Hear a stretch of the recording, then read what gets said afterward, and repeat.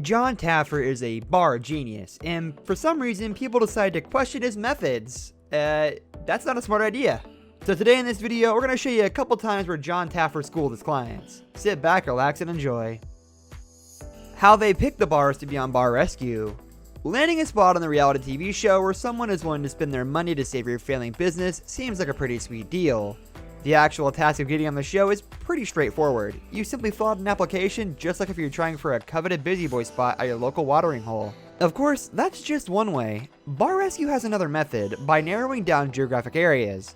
The show producers will sometimes do an open call in certain cities or geographical areas looking for distressed bars. Other times, they'll do all the legwork and call bars themselves to see if they're interested in appearing on the show.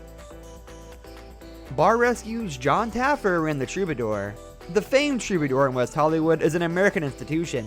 The list of artists who played at the bar and coffee house is a who's who of all the best musical acts. It's where Bob Dylan first plugged in, Elton John made his US debut, and where John Lennon and Harry Nilsson, drunk on Brandy Alexander's, heckled the Smothers Brothers. Jon Taffer ran the Troubadour during a transaction period when the music changed from folk to punk. He was there when Harry Nilsson, again drunk on Brandy Alexander's, got into it with punk fans. He also was on hand for the Troubadour's 25th anniversary when a lot of big names came back as a fundraiser of sorts to help fix the broken plumbing responsible for standing water in the kitchen.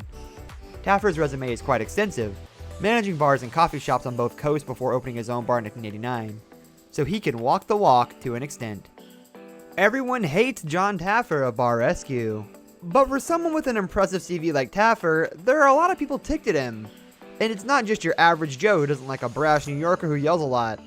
No, many accomplished bartenders hate Jon Taffer. Why? Well, he often says stuff that is flat out wrong, like this. Tequila is inherently made from mezcal, which mescaline, the hallucinogenic drug, is made from. So tequila can have a hallucinogenic component. You might be talking to someone who's not there.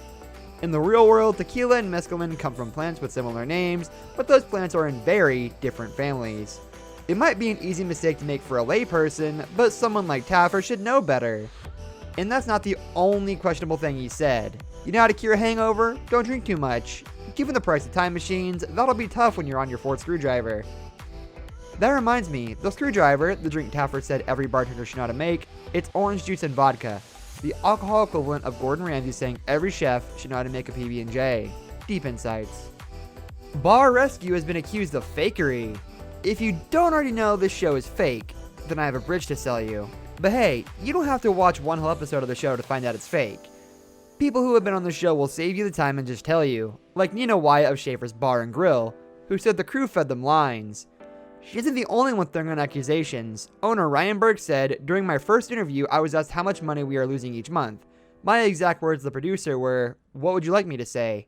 Producer's response, 'For our story, you are losing $10,000 a month and losing your house and closing down next month,' all of which isn't true."